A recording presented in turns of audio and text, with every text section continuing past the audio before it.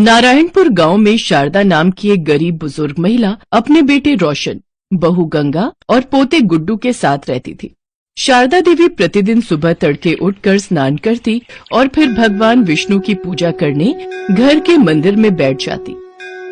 ये सिलसिला कई सालों से चल रहा था। रोशन की खुद की छोटी सी कपड़ों की दुकान थी। विष्णु भगवान की कृपा से उसका व्यापार अच्छा चलने लगा और उसने एक बड़ी दुकान खरीद ली। अब उसकी कमाई और भी ज्यादा होने लगी। एक दिन रोशन ने शारदा से कहा, माँ, आपके आशीर्वाद से मेरा व्यापार बहुत ही अच्छा चल रहा है। मैंने अब एक नया घर ले लिया है। कुछ दिनों बाद हम वहीं रहने चले जाएंगे।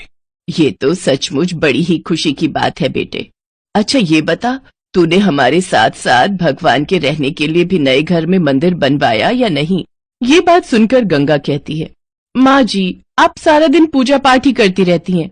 वहाँ भी आप सारा दिन यही करती रहोगी। सुबह सुबह उठकर हमारी नींद खराब करोगी। इसलिए हमने सोचा है कि आप यहीं रहें और अपना पूजा पाठ करती रहें। हम आपको आपका खर्चा पानी भेज दिया करेंगे।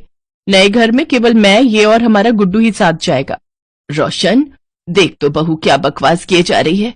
क्या सचमुच तेरे घर में मेरे और मेरे प्रभु के लिए कोई जगह नहीं है? आज इन्हीं की कृपा से तुझे ये सब मिल पाया है और अब तू इन्हें ही भूल गया। माँ, ये सब मेरी मेहनत का नतीजा है। और गंगा कह तो रही है कि हम आपको आपका खर्चा भेज दिया करेंगे। आप इतने बड़े घर में जाकर क्या करोगी?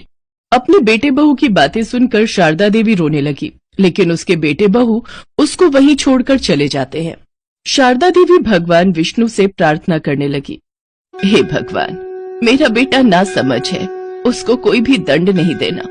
एक दिन उसको अपनी गलती का एहसास जरूर होगा। वो आपकी शरण में आ जाएगा।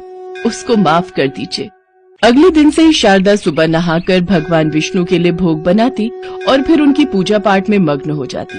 इसके बाद श्री हरि का भजन पूजन करके उनको भोग लगाकर प्रसाद ग्रहण करती।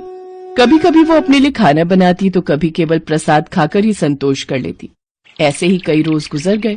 फिर एक दिन शारदा देवी अपने घर के बाहर बैठी थी कि तभी उसके पड़ोस की एक औरत उसके पास आई और शारदा उससे कहने लगी, सुनो बेटी, मेरा कुछ सामान खत्म हो गया है।